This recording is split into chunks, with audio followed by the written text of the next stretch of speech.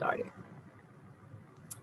Well, welcome, everyone. My name is Laura Gully. I am the Community Mobilization and Advocacy Director with Generate Health. We are co-sponsoring today's event with Repro Action, and I just want to give a quick shout out to Ivania Woods, who helped kind of orchestrate and behind the scenes and help pull this event together. I also want to just take a moment just to welcome you into the space. If you are just joining us, I want to just encourage you to introduce who you are. And if you're representing an organization, if you can put that in the chat, we welcome you. And y'all are in for a wonderful conversation. And that's kind of how we're going to do things today. This is an informal conversation about an important issue. And so we want to kind of pay honor and homage and tribute and to the Black Maternal Health Week that we are enjoying this week, that was founded by Black Mamas Matter Alliance. And they have really kicked the week off with awareness activities and activism and really trying to build a sense of community building around Black maternal health. I know overarchingly the goal is to deepen the national conversation about Black women's health and really amplify our community-driven policies and research and solutions that center Black bodies and Black communities. We want to center the voices of Black mamas and women and families and key stakeholders, because we all are in this together. And we are having a dynamic conversation today. Yes, you are in the right place if you are here to have a conversation about myth busting to address racial health disparities. So I want to welcome our esteemed panelists and into the space. I do have a really quick thing. I want to introduce them formally, like to give you all the props and share your bio. I will be like reading, but I want to just give you a moment just for the guests to hear the depth of experience that we have in our midst. So if you give me a quick sec, I want to pull that up so that you all can see that. Hang on one quick second. Give me 1 second to pull that up. I apologize for taking the time, but it is important to be able to do this right.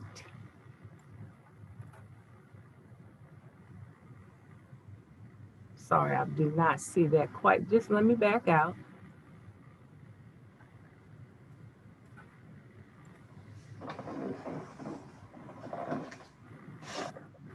There we go. Apologize, you all. Don't charge it to my heart. So give me a thumbs up, panelists, if you can see our screen with our very first. All right, so we do have, let's see if I can do this correctly. There we go. I apologize. We're going to get this together. Here we go. So our first panelist is Dr. Emeka Jefferson. Emeka Jefferson is an associate professor in the Department of Women, Children, and Family Nursing at Rush University. She received her PhD in nursing from St. Louis University in 2012 with an emphasis on maternal child research. She has over 16 years of clinical experience as a neonatal nurse and has taught in the university setting for the past 18 years. As a neonatal nurse, Dr. Jefferson witnessed firsthand the traumatic experience of infant mortality, which drives her commitment to maternal child health research and her interest in working to decrease infant disparities in infant mortality. She has a special interest in increasing breastfeeding among African-American mothers to decrease the adverse infant outcomes. And Dr. Jefferson's research has focused on three main areas. First, the association of infant feeding attitudes and exposure to breastfeeding intentions. Two, determinants of breastfeeding behavior among African Americans and rural mothers. And 3, the use of technology to improve access to breastfeeding support and services. I want to welcome Dr. Jefferson.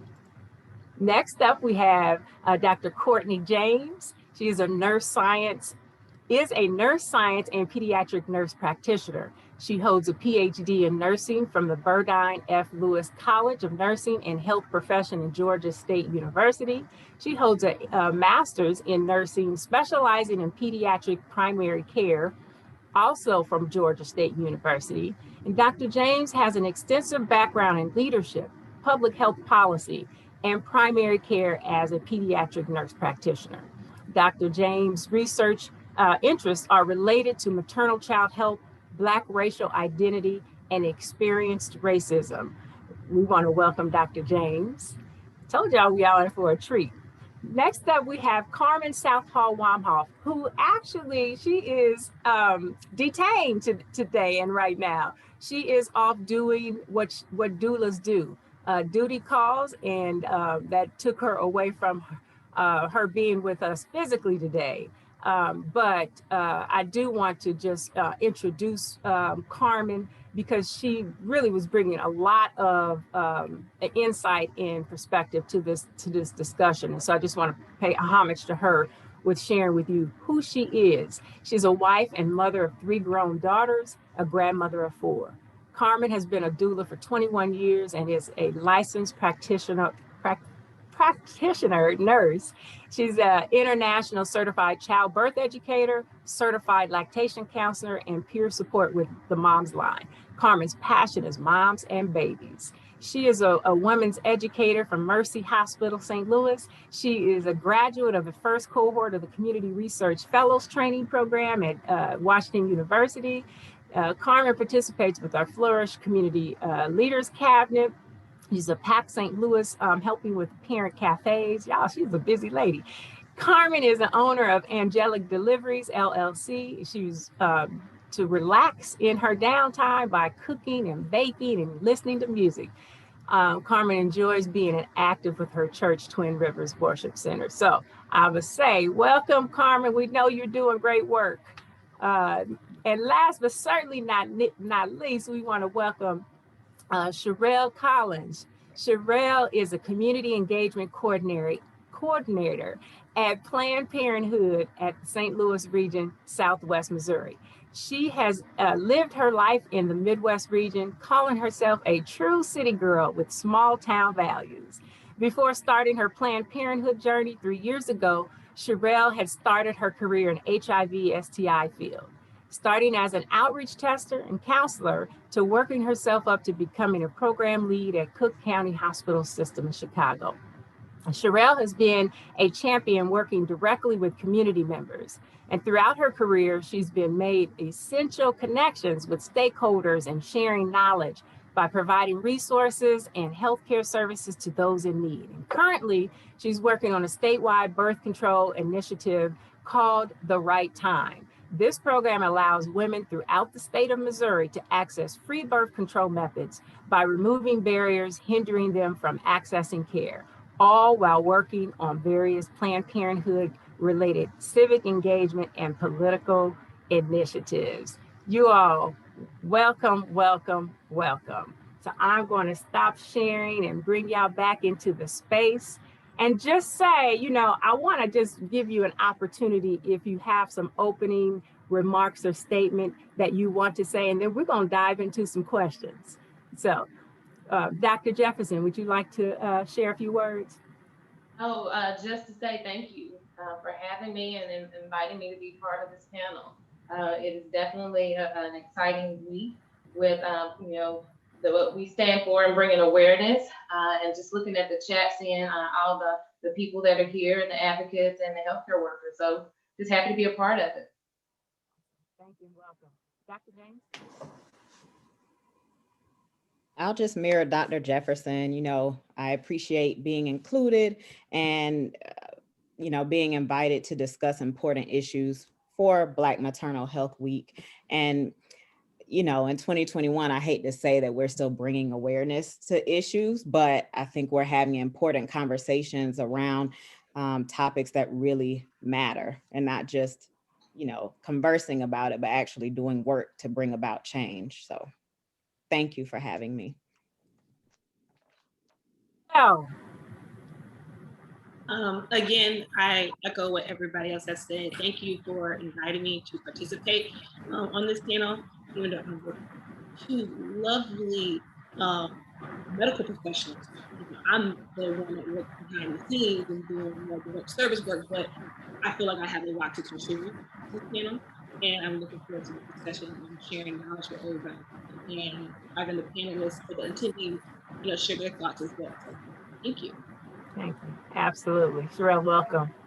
All right. I just want to start kicking us off with talking about reproductive justice. So, what we know about reproductive justice is a human right to maintain your personal bodily autonomy and right to have children or not have children, parent the children in the way that you want to parent, and to really in a safe and sustainable community. Like this is what this kind of like the foundation of which we're trying to operate from. So I want to just kind of dive in with really the very first question, and I want to these questions are open to the entire panel, but I really want to direct the first couple questions like to Sherelle and Dr.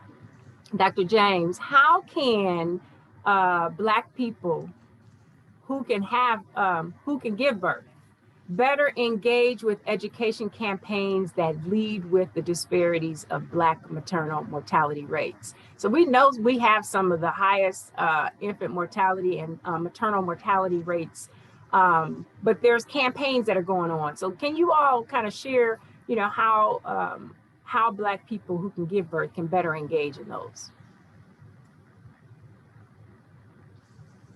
So, and you can just call me Courtney. You don't have to say Dr. James every Yeah, time. you know what? I'm paying honor where honor is due. Okay, well, you know, it's up to you. But so recently, I think like towards the end of 2020, the CDC started a Hear Her campaign, which almost seems like, duh, like listen to women, especially Black women, because but it had to be done, right? And so often through different experiences of birthing people with their providers, they're often ignored. And research shows this, experiences of different celebrities and regular people, regular Black women have been in scenarios where they were speaking up and saying what they needed, or this is what's going on with my body. And it's either dismissed, ignored, and then it leads to high maternal mortality rates, infant mortality, just not getting the care that, you know, Black birthing people deserve.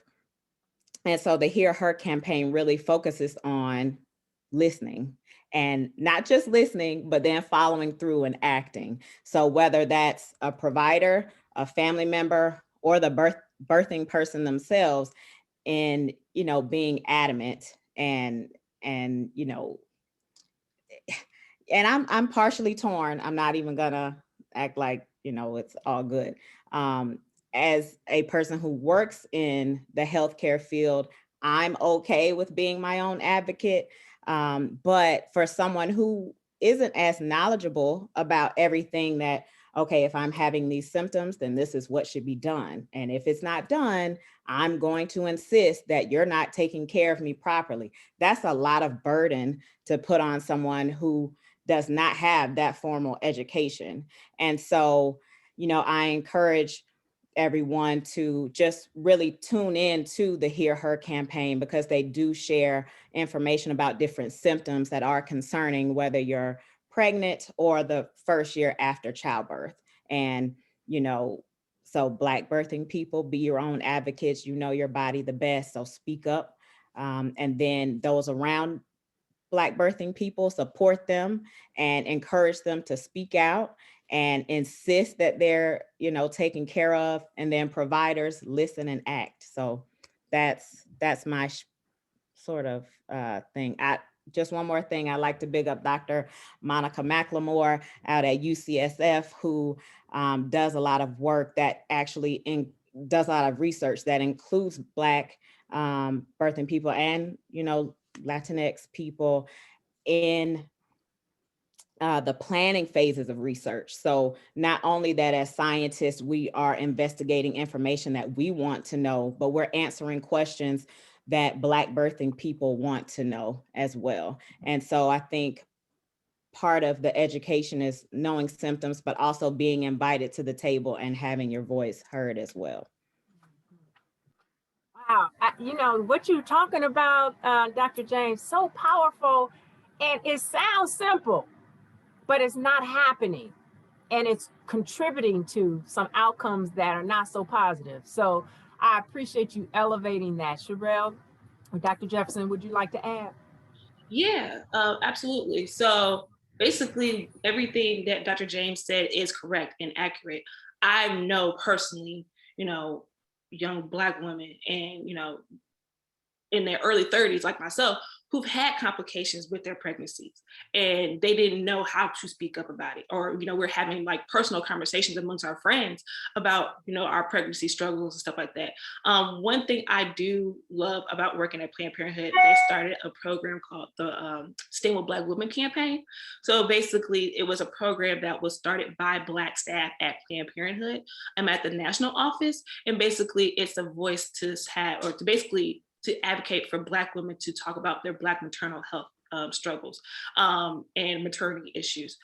That means I love that campaign, because even though it's a cute saying and people wear this shirt or have the stickers and stuff like that, at first it was a little bit of a pushback from some people, because you may wear the shirt, but are you really an advocate?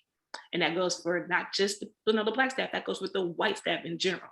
And so just because it's a cute saying, are you really an advocate for Black maternal health? Because we all know that Black women and Latino women are the highest rate of, demographic of women who are, dying every year. And there's nothing, we don't know why, like how to this day that doctors and nurses, doctors are not listening to their patients. I've heard numerous stories. I have a girlfriend who just literally just had a baby, and like she had to be her own advocate. She had to literally tell the doctors numerous times, like, I know something's wrong with me. And it took to the point that she almost died for her to actually listen to her.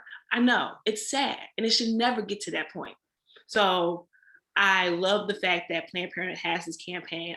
Last year during the pandemic, before Black Maternal Health Week, I had asked, I had put a post on my social media like, hey, if you want free swag for, the Stand With Black Women campaign, reach out to me. I had about 30 women reach out to me, and I sent out the swag, had them all send me back pictures, and I loved I put the pictures in a great collage.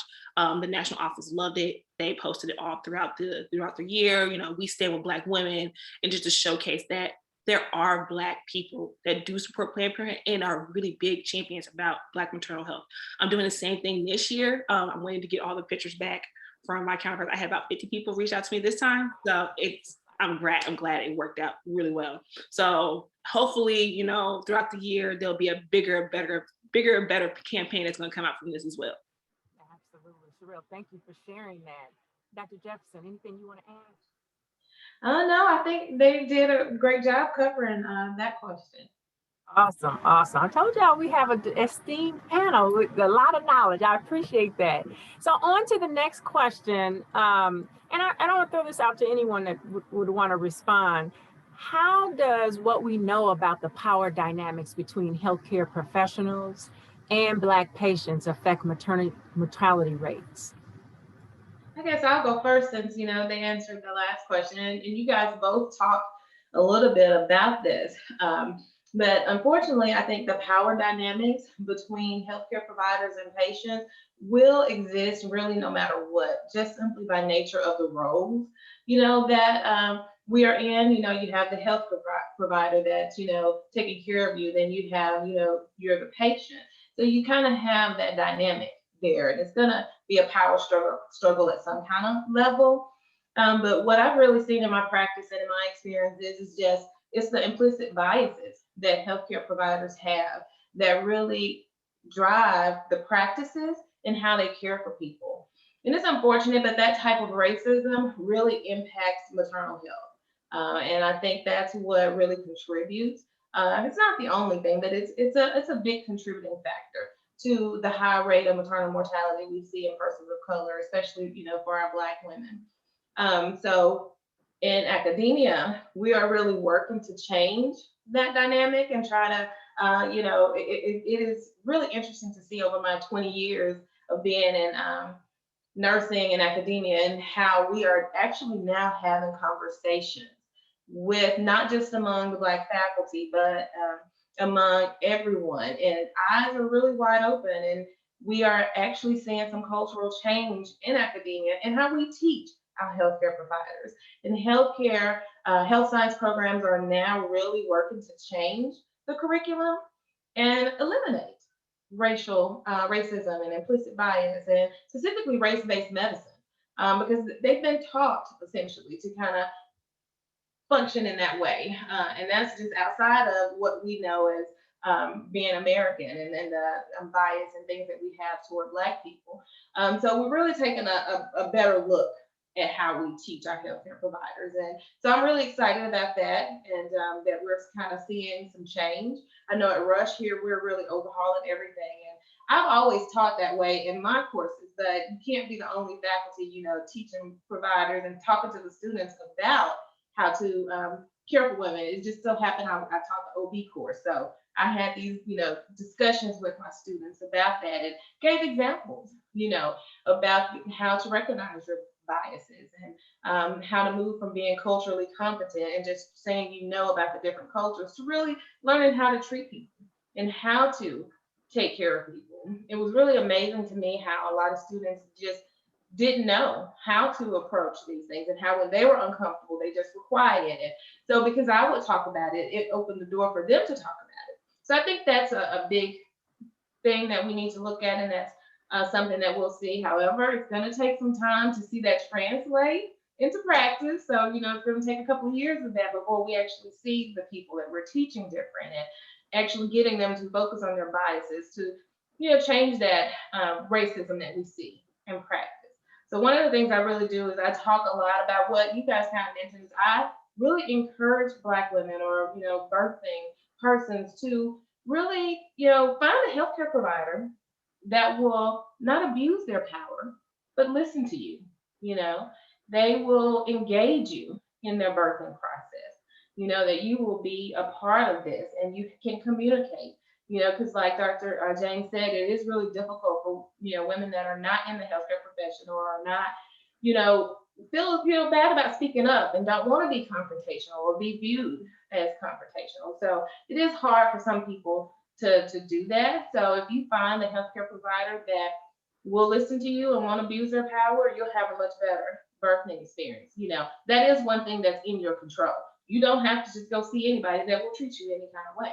So I really do speak a lot to women about that, taking some of that control back so that you have that communication and you feel comfortable. Because when we're in labor, we don't have time to be checking X, Y, and Z and watching this and that. So that's something that I encourage people to do.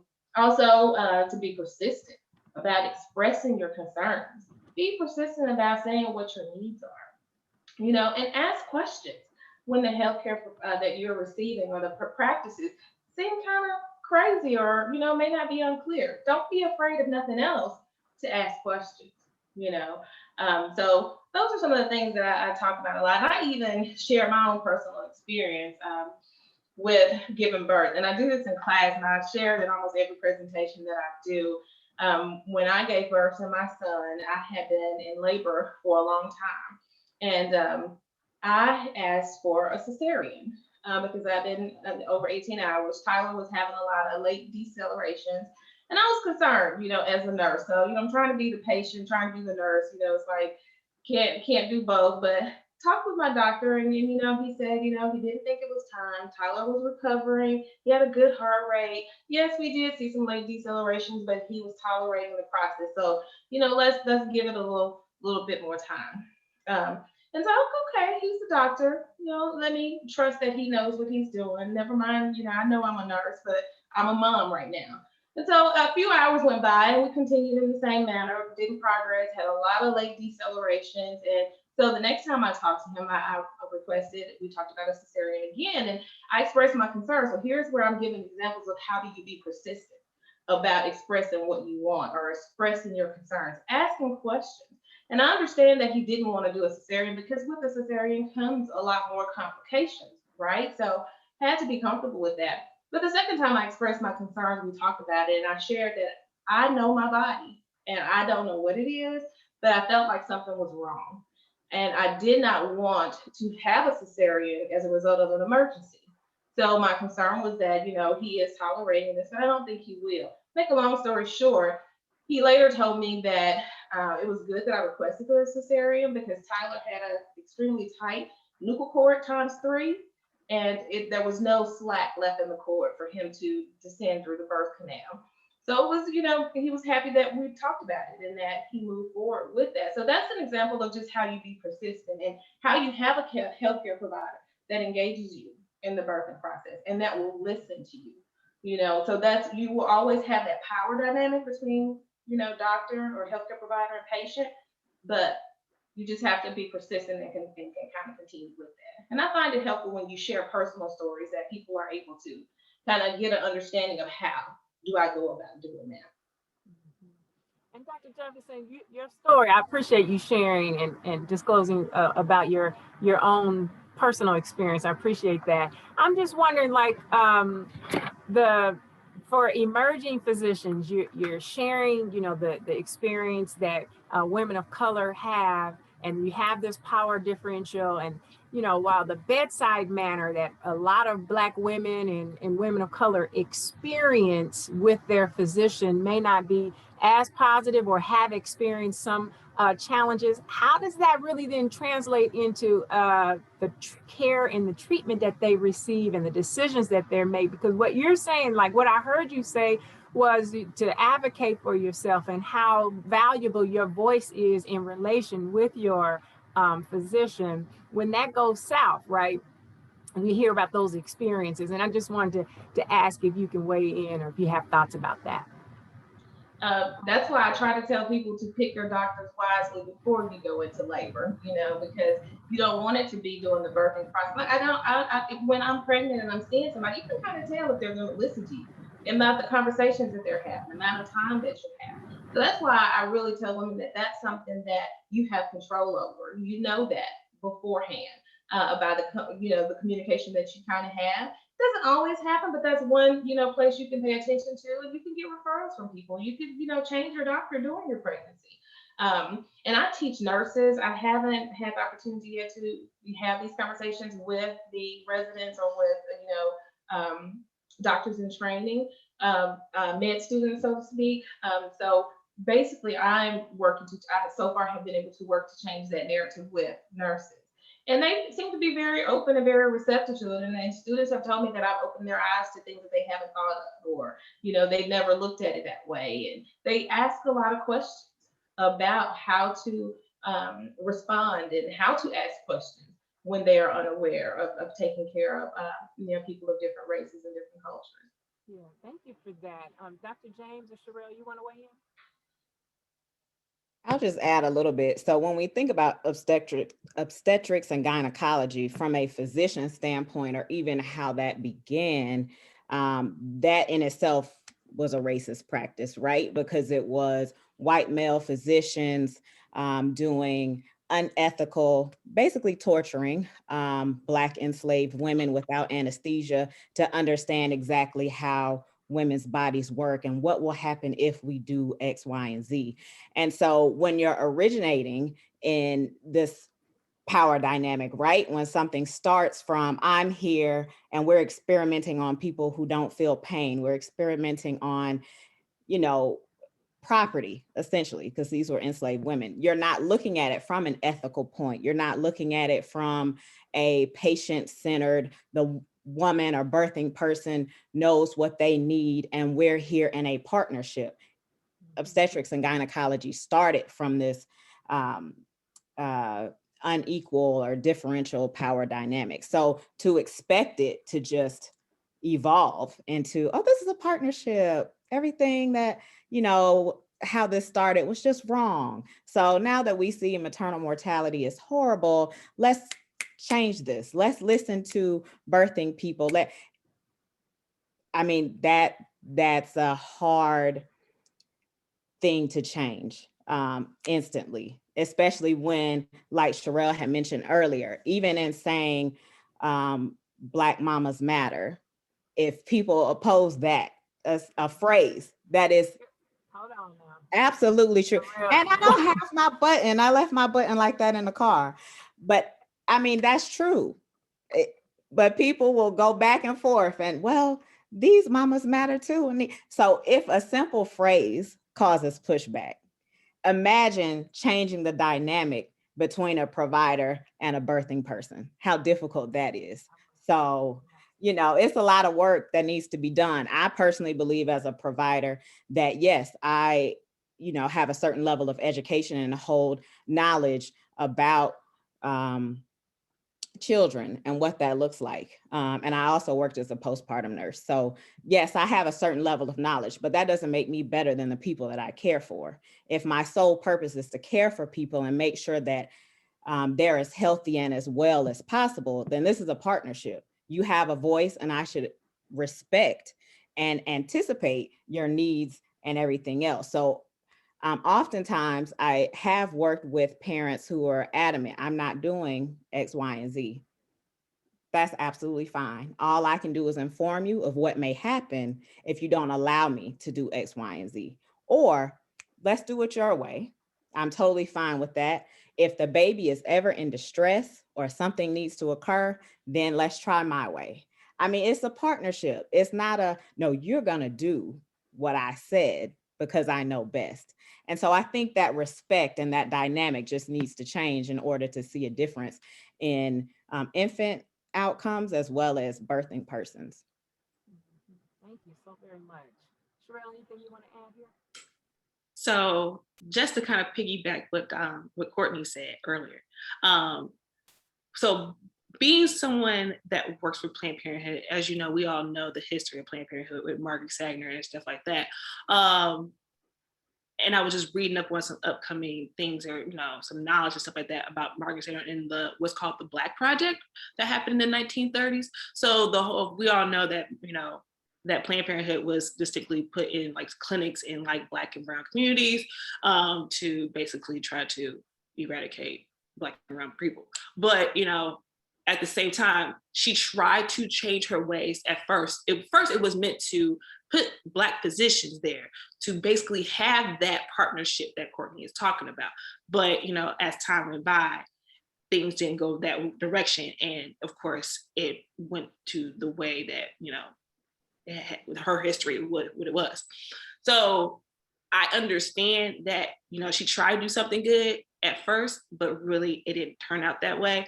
Of course, now 100 years later, we now have a new CEO and president who is a Black woman who is a huge champion to make sure that healthcare is not just only for, certain population, it's for everybody, and everybody is inclusive, and, people are getting proper healthcare at a reasonable price. But when it comes to that patient and doctor relationship that Courtney is talking about, that it's hard to find that. I've had, even for myself, I have my own personal health issues when it comes to, giving birth and stuff like that. I'm scared. I don't have any children yet, but I'm planning to have children in the near future.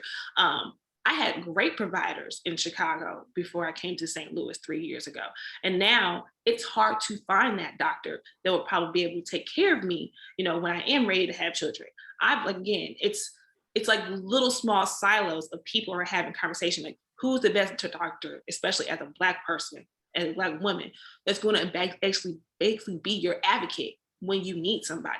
And so that it's just a challenge to find that right doctor who is for you. So even though I am an expert at being a resource person and giving out great resources and information to people, it's hard because you don't want to just send those, that information to those doctors and providers. You want to give a good, chance to everybody possible, but, you want to make sure also, are you being a good advocate? You're going to give some, you're going to send somebody who's going to give proper healthcare to that person.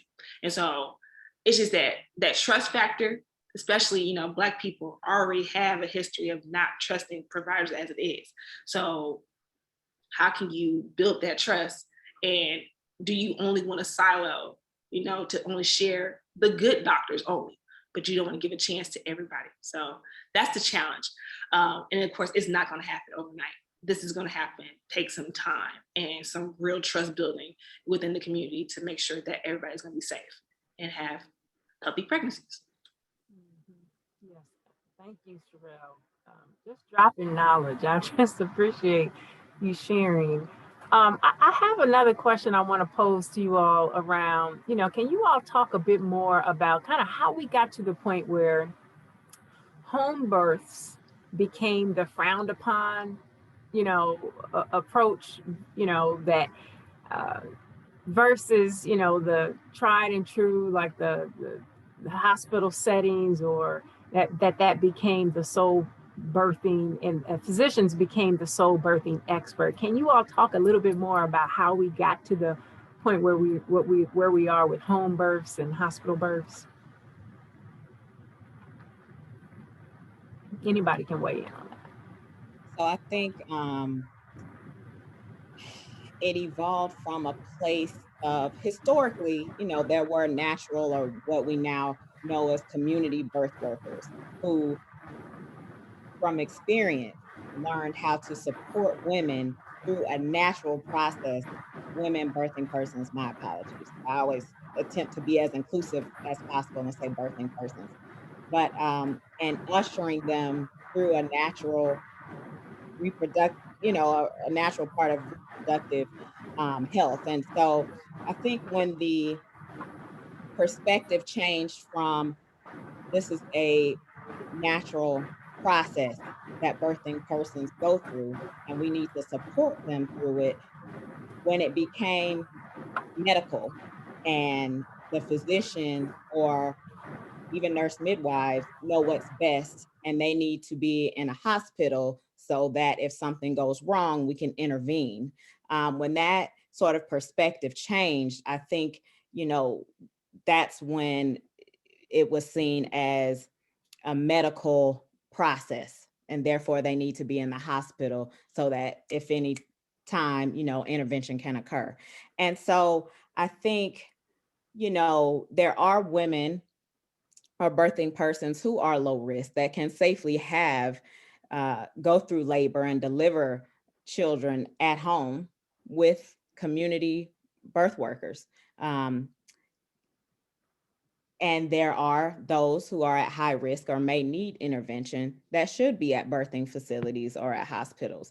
I don't think there should be this thought that one is better than the other. I think we need to, again, center the birthing person in this experience, and holistically and culturally appropriate care should be offered. And doulas, home births versus, at a birthing facility with a physician or a midwife should be options free for everyone.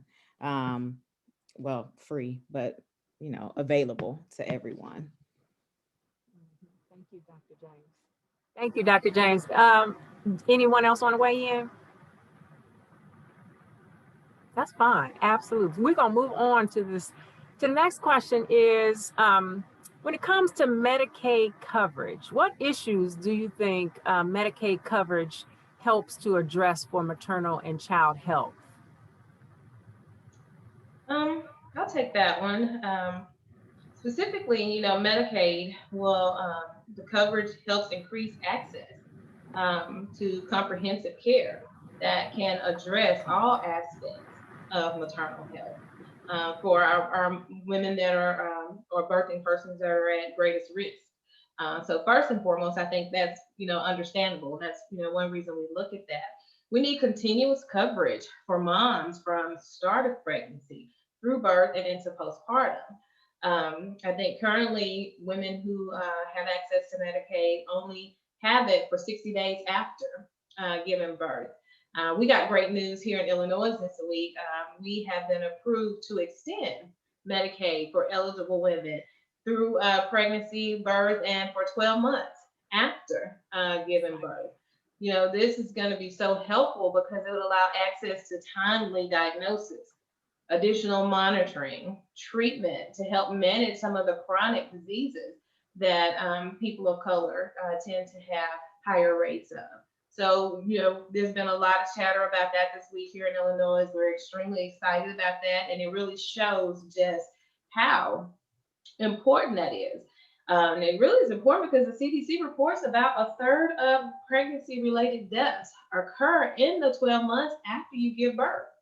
So that's where we need to pay some attention to. You know, a lot of the conversations sometimes only center around the birthing process. So looking at extending Medicaid coverage has helped to bring that to light, that some of these deaths occur after women give birth, and we don't need to forget about them. We need to kind of think about what can we do in that postpartum period, and they need access to coverage. And expanding that is crucial because I think Medicaid covers about 40% of all births in the US. So that could have huge impact on what we see and morbidity that can lead to the high rates of mortality for birthing persons that are at greatest risk. So I think that's the biggest challenge with Medicaid coverage. I know here in Missouri, we've been in this fight for expanding Medicaid, and lo and behold, in August, it was put on the ballot, and we approved it across the state. But now we got to get to the implementation of it, and that's where we're in this fight, right? So, you know, I see a lot of folks in the that are in the chat, posting in the chat, that they too in their places, in their states, are experiencing either waiting for this to happen, on the verge of it happening, because of what you said, Dr. Jefferson, like being able to address some of those underlying, like long-standing chronic issues that mothers, parents, birthing people experience, not just when they're pregnant. So, but it can impact, you know, their health and well-being of that baby. So I appreciate you weighing in on that across the board. So following up with another question is, what do you think, how does universal health care tie into this discussion? What are some of the myths here when we talk about healthcare as a right? Anybody want to weigh in? I'll take a stab at this one. I was really passionate about this when I was in grad school writing this paper. First and foremost, the United States is ranked the lowest when it comes to universal health care. So you got to think about all the other industrial countries in the world have universal health care, but the United States does not want to offer universal health care because we are a capitalist country. A lot of people, especially a lot of politicians, believe that healthcare is not a right. It's not a right. It's a choice. I mean, I'll take it back like that. But it's basically, just because you pay tax dollars, you should not have access to quality healthcare. And even though with the implementation of the Affordable Care Act that happened back in 2009 under the Obama administration, and then the actual implementation of having to open up the health insurance marketplace back in 2012, 2013, that was a huge thing for our country. We've never had some kind of system where people can actually buy into a health insurance company or a policy outside of their workplace.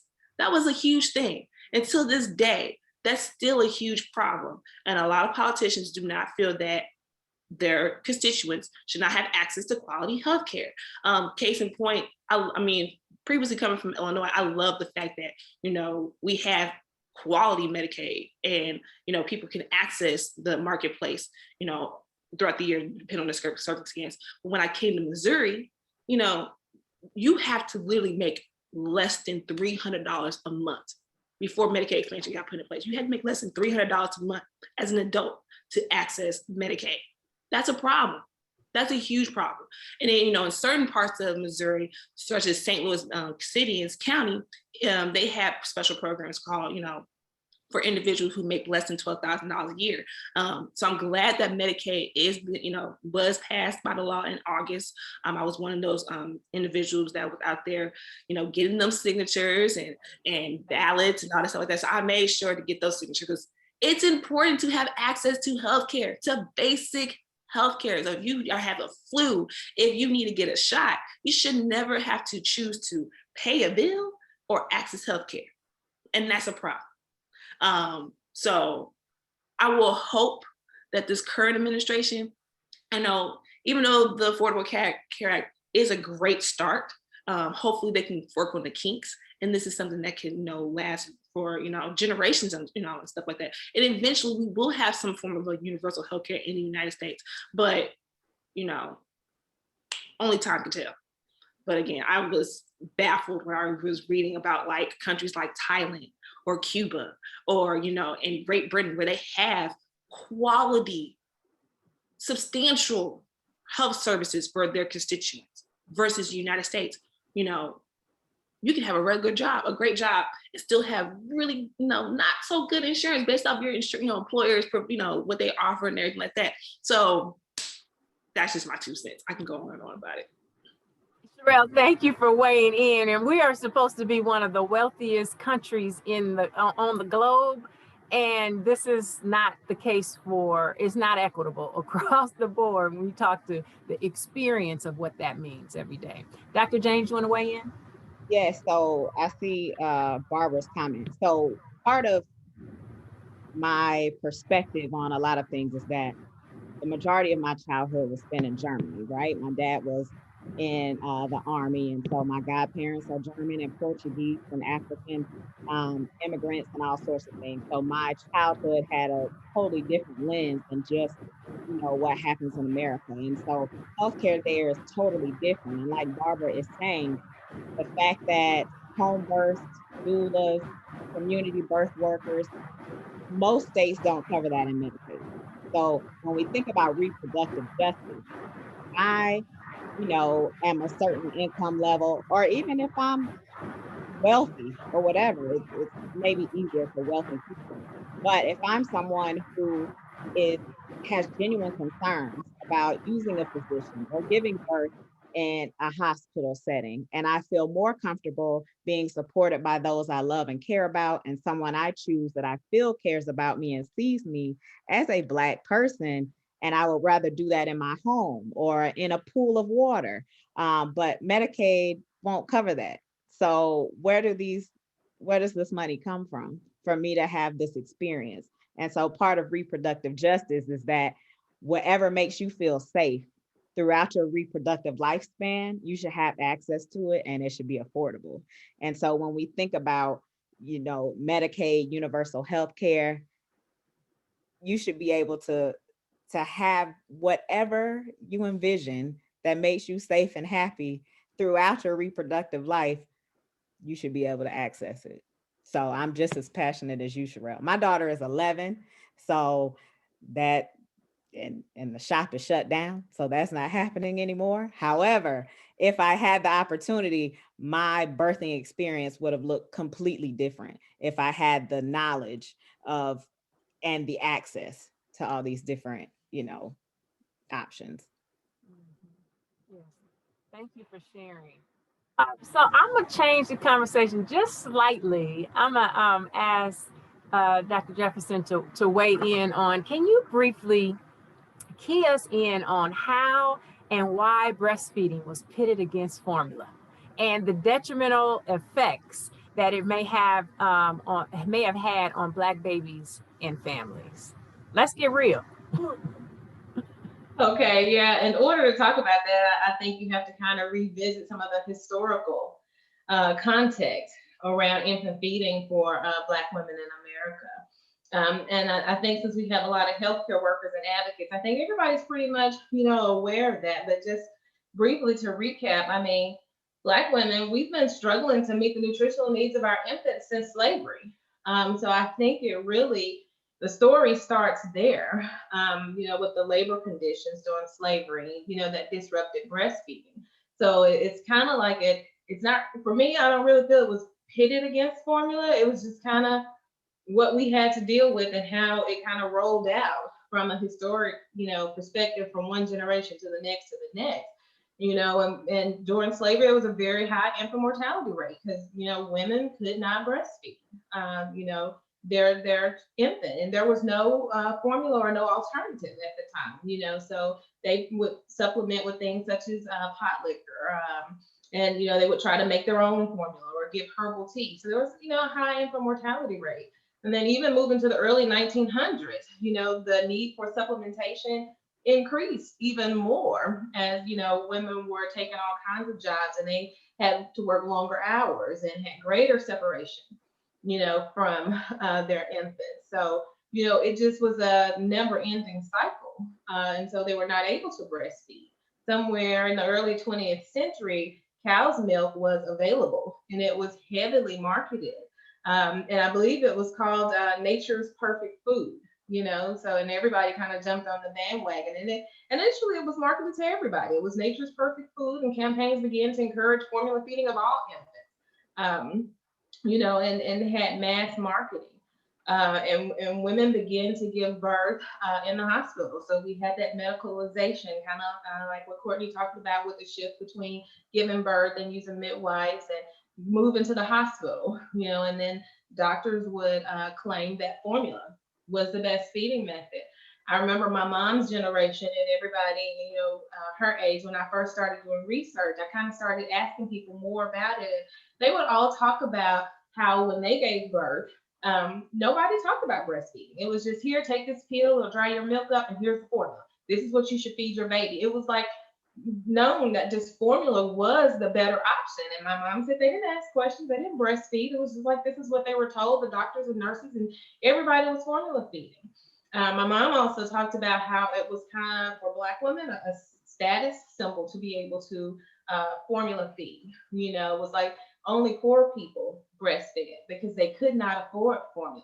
So it was kind of like, bringing up the race kind of thing. So it was kind of that kind of tone throughout her generation. And when I began to have kids, and she became my biggest champion for breastfeeding, because she talked about how nobody told her those things. She didn't know about breastfeeding. And I think we just lack exposure to it for my generation, because growing up, I never saw anybody breastfeed. It wasn't something that I was around. I mean, I've been around plenty of babies. I babysat. I saw, I had family members that had children, but I never saw anybody breastfeed. So I think you just have to kind of understand that historical context. And so in addition to the contribution of formula marketing, the availability of formula, the medicalization of birth, and work conditions that African-American women had to endure, all of that has led to the formula tradition of African-American families. Even in my research, a few moms have mentioned that their great-grandmothers or their grandmothers have talked about how breastfeeding is something nasty or negative, and they have resentment toward it because how enslaved women were forced to be wet nurses for white children. So that has been passed down from generation to generation. So you have those things that contribute to the formula feeding tradition. And so as a result, we see higher rates of sudden infant death syndrome in African-American infants. We see higher rates of respiratory infection and deaths that occur from necrotizing enterocolitis. So it definitely has impacted the health when you look at, kind of how things have trickled down. So you think about, where are we now? I definitely will say over the years, I see way more Black women breastfeeding than I have when I first started nursing.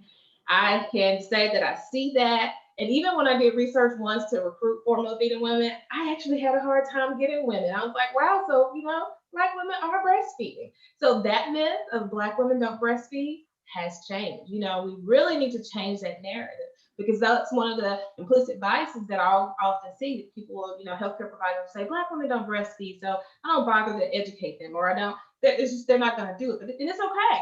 But that's a myth. That's one of those implicit biases that we have to kind of work toward changing.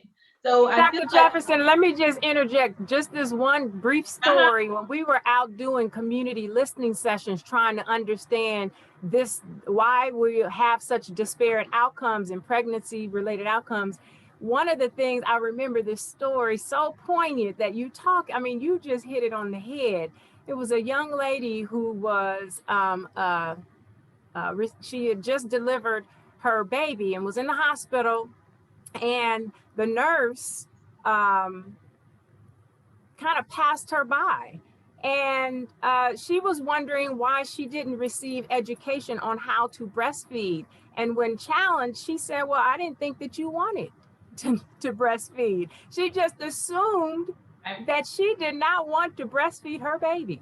So when you said that, I was like, oh yeah, that narrative is so dominant, but it's impacting, like the impact of that. So thank you for sharing that. Yeah, so I try to highlight that in all my presentations and all my publications that, you know, Black women are breastfeeding, and they do want your help. They do want, you know, advice from healthcare providers. In fact, in my last study, everybody initiated or tried breastfeeding simply because of the information they got about breastfeeding benefits. Now that we are doing a great job of getting the benefits out there, and African American women know that breast is best and they want to try, that made them want to try breastfeeding. Now we need to help them continue, because we see that drastic decline, because we spend so much time talking about the benefits and what's best, and that's all we focus on. They don't know how to breastfeed, so then they don't sustain it. So I think that's really where we are now, is kind of continuing that good baby friendly, you know, stuff, removing those myths that Black women don't breastfeed, and trying to get at that implicit bias, and working toward helping them to understand how to breastfeed, and doing that before they give birth, so that they have the skills that they need when they encounter those challenges. And then just we talk a lot about not having resources. So we don't have the right resources in the communities where they need it the most. So I think that's where we are now, and that's where a lot of attention needs to be. And so what's being done is that, you know, of course, we're working to try to change some of those things. And, you know, a lot of researchers are looking at interventions to kind of bridge the gap from hospital to home. And one of the things I'm doing is I have an app that I've developed, that I've been working with, that I just received some additional funding to kind of make sure that it's culturally and contextually tailored for African American moms. And so now that I'm here in Chicago, I have access to a bigger population of African American women to actually test the app and use it, and make sure it's providing things that will meet their needs. Because I mean, I think I know what we need, but I want to hear from the women and really let them engage with it and see what women need after hospital when they're in the community, and how we can kind of change that narrative and look at what best suits them. But we definitely need to improve access to support. Dr. Jefferson, you said, listen, listen to Black women, listen to women. And Dr. James, this is what you were elevating with that, her story, like listen and be responsive and share information and resources and educate. So then we have options to choose from, and let us decide what is best for us. Yeah. So I appreciate you elevating that. And I see one of the top chats, and somebody says, give us the option and let us decide. Because one of the challenges I ran into as I seek funding for this, is that I never intended to say I want everybody to use it, or it's something that I'm forcing on everybody. I specifically say that this app is for women who want to breastfeed. It's for women who intend to breastfeed. It's for women who decide to breastfeed. And that was one of the challenges, and one of the questions I kept getting. It was like, no, you should give it to everybody. Everybody was like, I'm not trying to force anything on anybody. You know, I want it to be available to women during pregnancy, and they get the information. They're exposed to other breastfeeding women, and they decide. I mean, you have the right to decide if formula feeding is best for you, and that's okay. We as healthcare providers don't need to shame people. We don't need to use scare tactics. That has had negative outcomes. We don't need to do anything but educate people and let them make the decision of what works best for their lifestyle, and make sure, even if they decide to formula feed, they need education there too, as to how to best take care of their infant, because it's the only alternative you have other than donor milk. But I mean, who has access to donor milk? You know, like Courtney talked about earlier, those that are, you know, well-to-do, that can afford to pay for it, have greater access to donor breast milk. So I'll stop talking now so somebody else can say something, because I can talk about breastfeeding all day long. This is your work, Dr. Jefferson. We appreciate you sharing your knowledge. Sherelle or Dr. James, when you are out, like we're providing care or out in community and engaging, what are you seeing in the space around breastfeeding? So for me, because I do work and I'm in Atlanta, so I do work with normal newborns as a nurse practitioner in a hospital here in Atlanta, and so I see a mixture of everything. I have people who come in and they state that they want to solely breastfeed. I have those who say I'm going to do both. I have those who say I'm only going to do formula. I also used to work in lactation. Like I'm just all over the place with around the birthing experience. So, I can help anybody. And so, like Dr. Jefferson was saying, it's about, again, centering the birthing person. This is their experience. We're there to assist, educate, protect, whatever, support. So, whatever any of the parents say that they're choosing to feed their baby, or if they have questions, I'm there to facilitate and provide information and support. That's it. I think part of a lot of the issues around reproductive health is like Dr. Jefferson and even Sherelle was saying that we are humans, right? So we all have our own experiences that may color how we see the world. And so if you are someone, I was one of few people that breastfed in my family, and after that, more people breastfed. But so if that's all you've seen is formula feeding, or if you feel like, oh, I'm a lactation nurse, but Black people don't breastfeed, so why would I even bother going in here? Again, you're allowing your own experiences, your own biases to affect how you care for other people. And so it's not enough to just be aware of the biases that you may have or that are inherent to medicine or nursing. You got to figure out why you think that and then don't do it. Or you might need to find another job, because it's not enough to just say, oh, well, I didn't go in there because I didn't think that Black people breastfed. But so you didn't go. Even if you think that, no, she might not even want to breastfeed, but maybe I can give her some information, or maybe I can, it's no room for that in this day and age. You need to see people as individuals and see what they want and how you can best serve them. So, just a quick story and then I'm going to be quiet. But my sister is younger than me. And of course, she decided to go into labor when in Atlanta we had a snowstorm, right? Oh, So we had no. like an inch of snow, right? And so the highways were shut down. Like I was here stranded.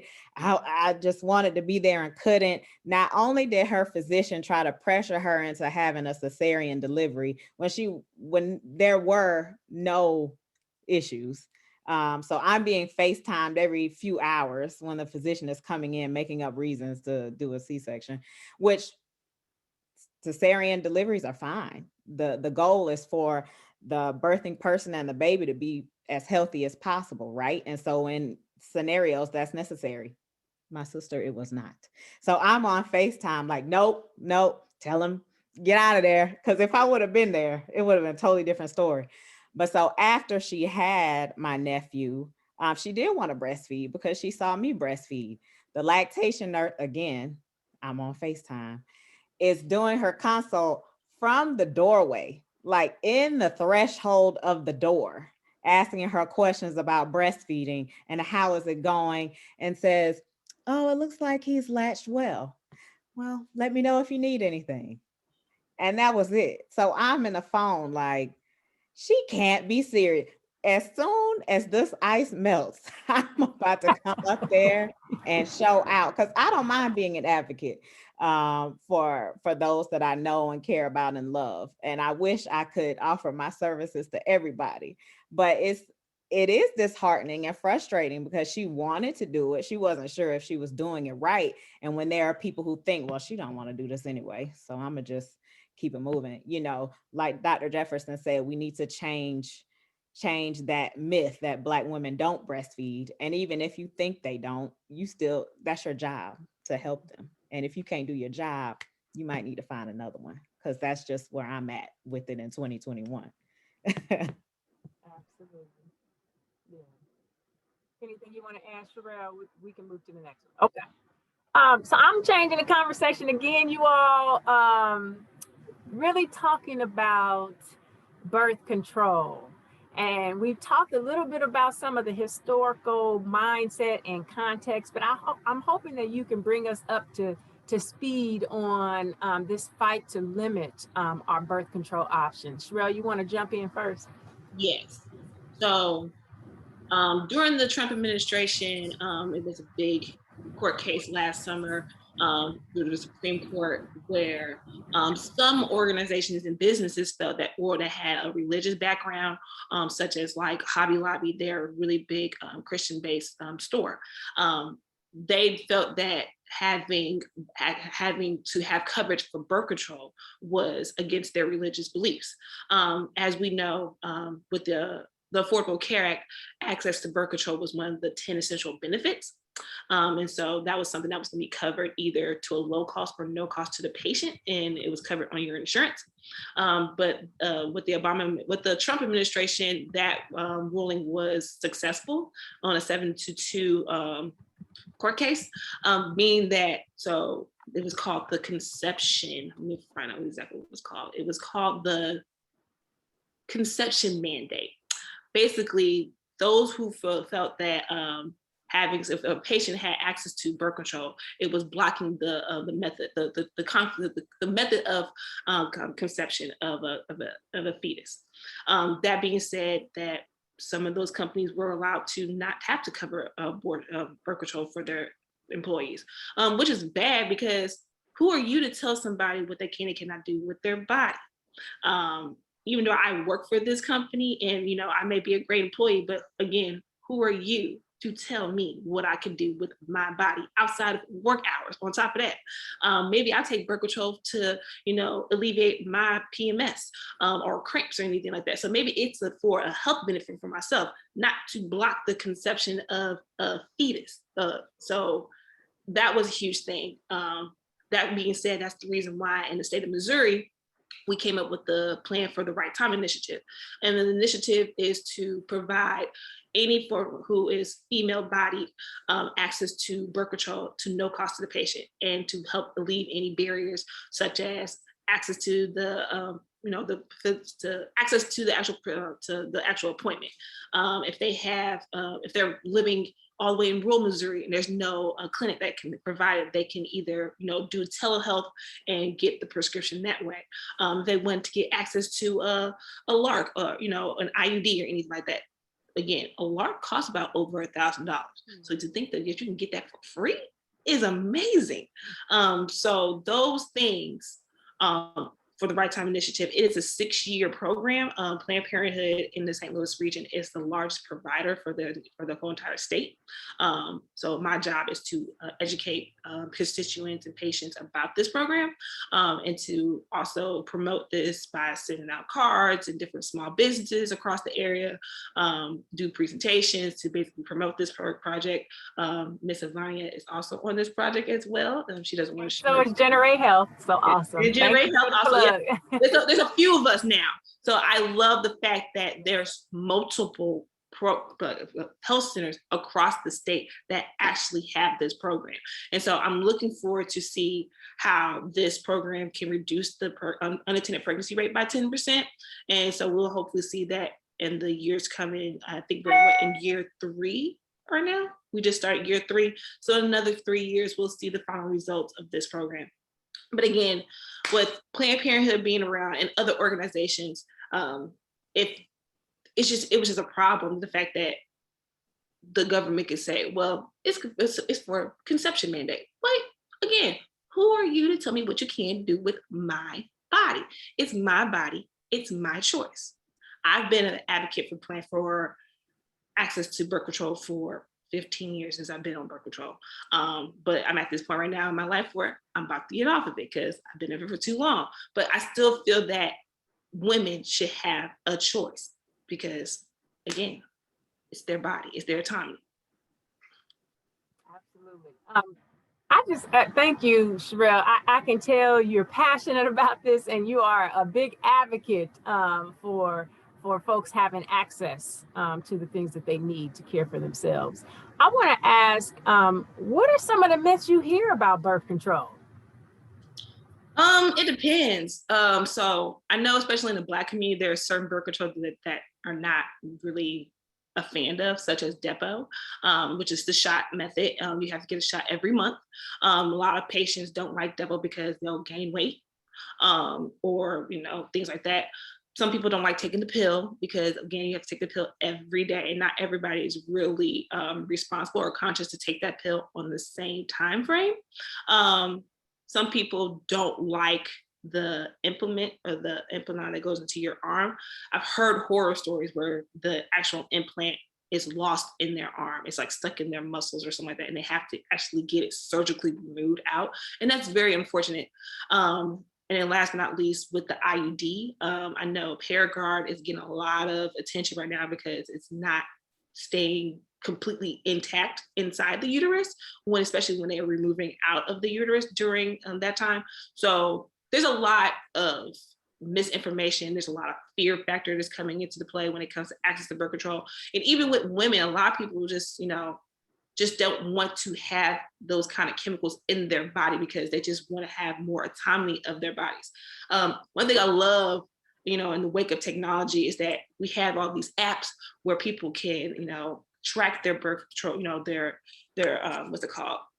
Their biological. Dr. James wanted to tell you. What is it, Dr. James? Your ovulation cycle. Thank you. And fertility.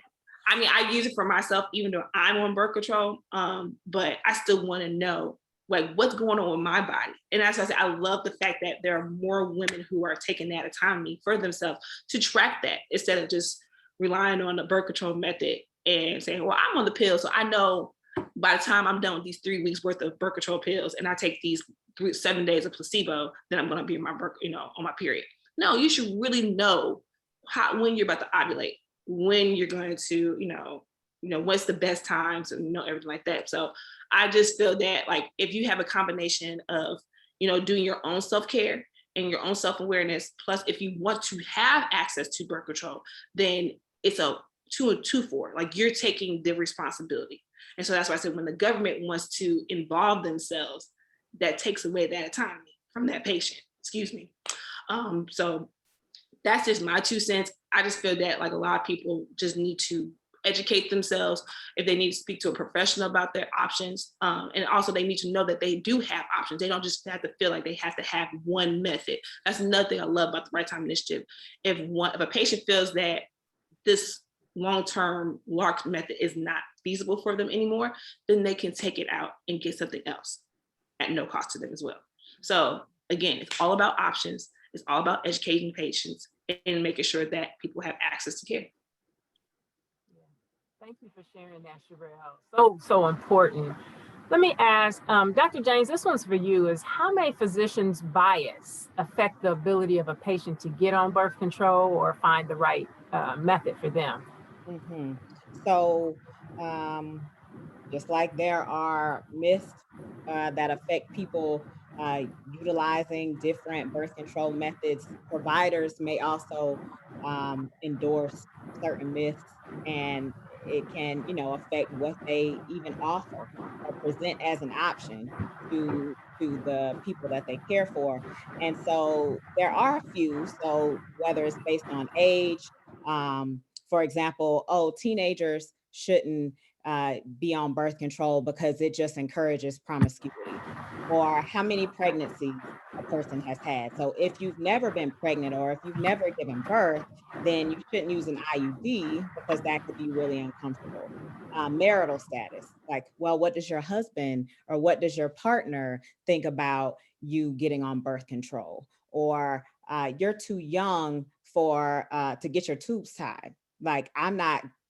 I know providers who will refuse to tie someone's tubes if they feel like they're not old enough. So, just different myths or biases that can absolutely affect even what a provider may even inform their patient about as their options.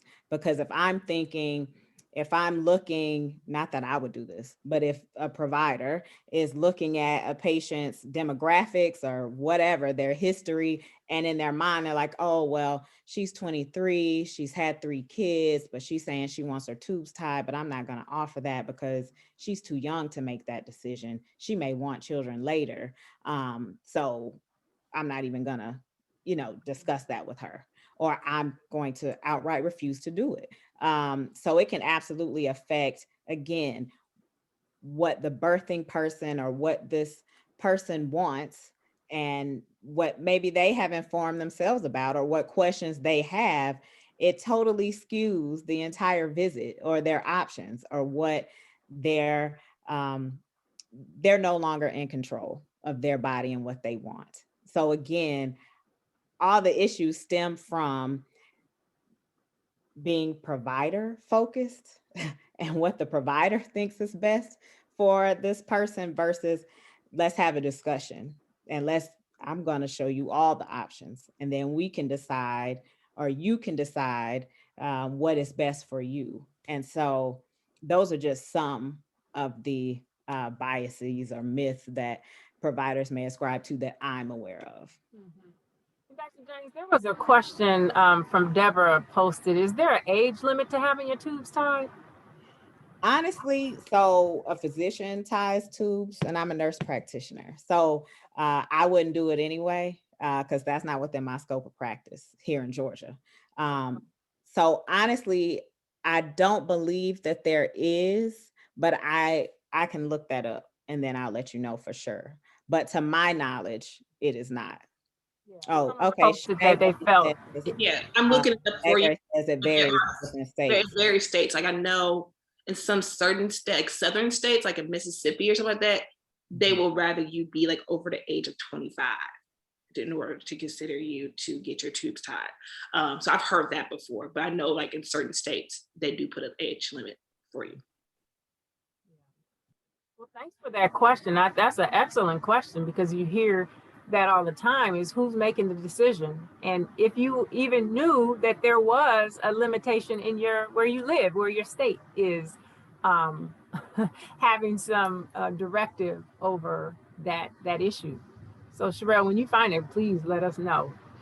Um, I do want to kind of wrap us up with kind of this last question is really around reproductive justice, kind of bringing us back full circle to how is adopting a reproductive justice lens, whether in whatever way you may find yourself working in this space.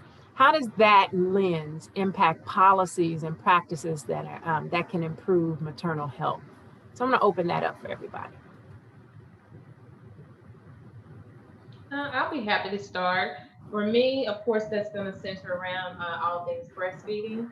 When you think about reproductive justice lens, and we really just need to change policy. A lot of it I've kind of already mentioned and talked about is just really honing in with access um, to the right resources and women having the right to choose and being treated with respect and dignity about their choices to feed their infant and how they want to parent their infant.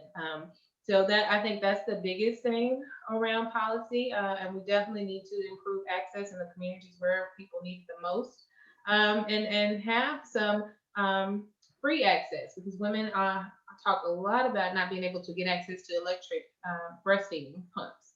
And if you're not a participant of WIC, you have no other access because there's nothing in your community. Oftentimes, I hear women talk a lot about that. So really hearing their voices, seeing what they want, what their needs are, and making sure we meet that in our policies and in our processes and practices that we put in place. So for me, I think that's the biggest thing with looking at that lens, and it helps us to provide equitable care to women who need it the most. Essential. Thank you, Dr. Jefferson. Dr. James or Sherelle? I'll just say, like I say, our experiences in life kind of determine what type of person we are. And so my mother was a librarian. I have a daughter who is very artsy, crafty. She'll probably be a famous artist one day. I'll tell y'all her name later. And so because of that, I am a storyteller. And so that's how I learn best. That's how my daughter learns best. And so I'll just share in my mind how people can experience childbirth now versus what it would look like in a world with reproductive justice, right? And so currently, let's say I find out that I'm pregnant. I went and did the little bathroom test with the urine. I'm pregnant.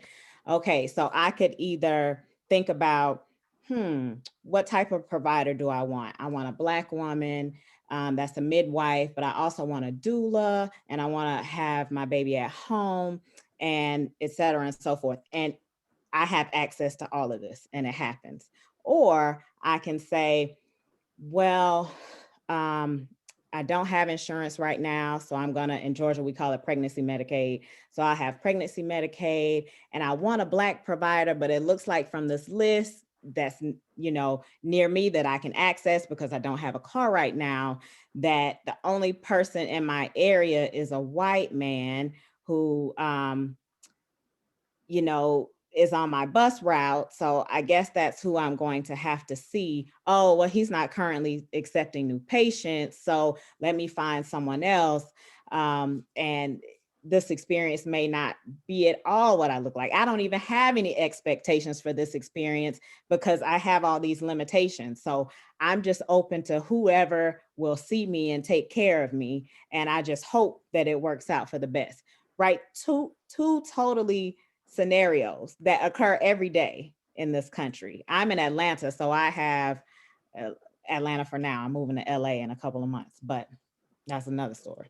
So my availability and access to Black providers here in Atlanta, pretty much all my providers are Black, from my dentist to my therapist, everybody's Black. And that's because I have access and good insurance.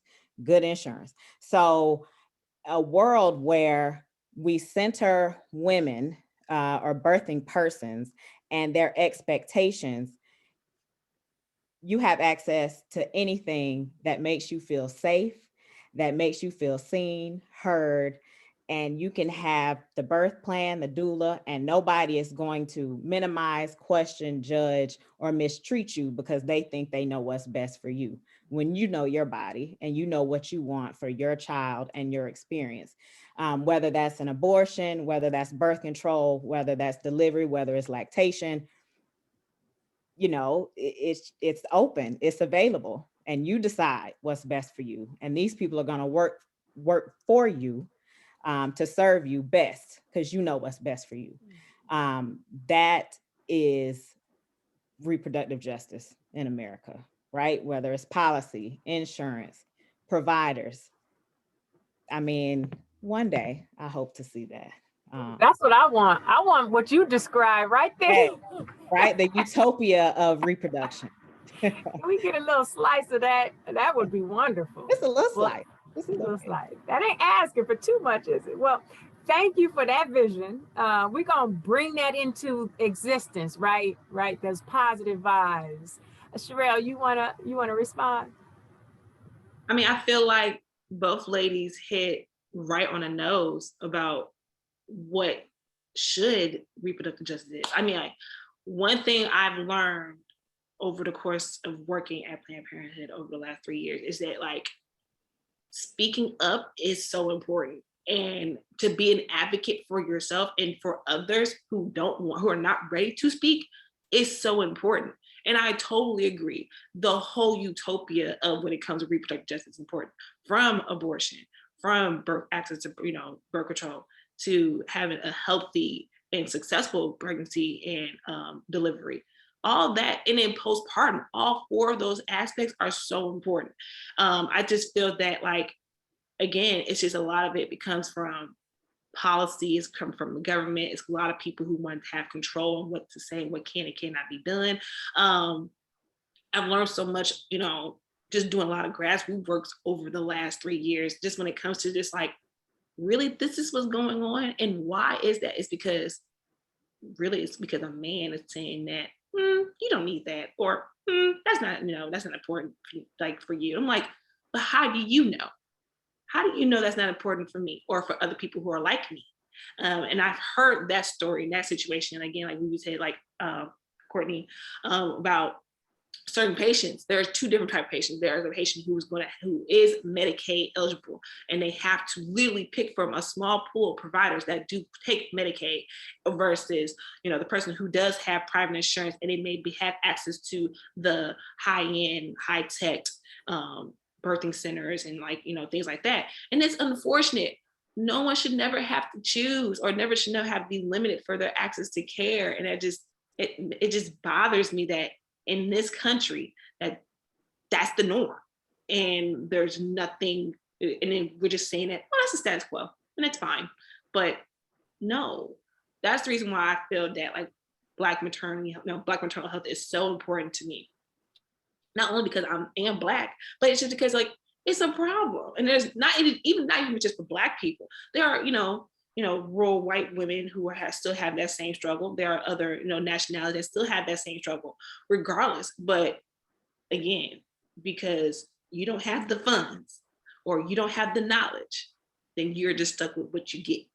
And that's as we know, and even after you have a birth of a child, based off demographics, social economics, education can make a long impact for that child, as they grow up and become adults. So do we want to have another repeated cycle of the same thing, or do we want to make an impact and change it right now when we have the moment? I'm gonna give snaps to that, Sherelle. What a wonderful way to bring our conversation to a close. Just envisioning and reimagining what Black maternal health could look like. It's not out of reach. We've already defined what that looks like, and we can make that happen. And it's gonna take each and every one of us doing our part, using our voice and centering those voices who know best. So I just want to thank my panelists who just brought it today. Your knowledge, your experience, and your passion can change. And I hope those that are listening feels that as well. I also want to just take a moment to thank someone who's actually working behind the scenes, both Ivania Woods with Repro Action and my colleague Michelle Woodhouse with Generate Health for making this event occur. So with that, I'm gonna say enjoy. If you get the opportunity to engage with the Black Maternal Health Week, the conference that the Black Mamas Matter Alliance is facilitating, there was a post in the chat. So please do. With that, I'm gonna say goodbye, everybody. Thank you so much for joining. Take care.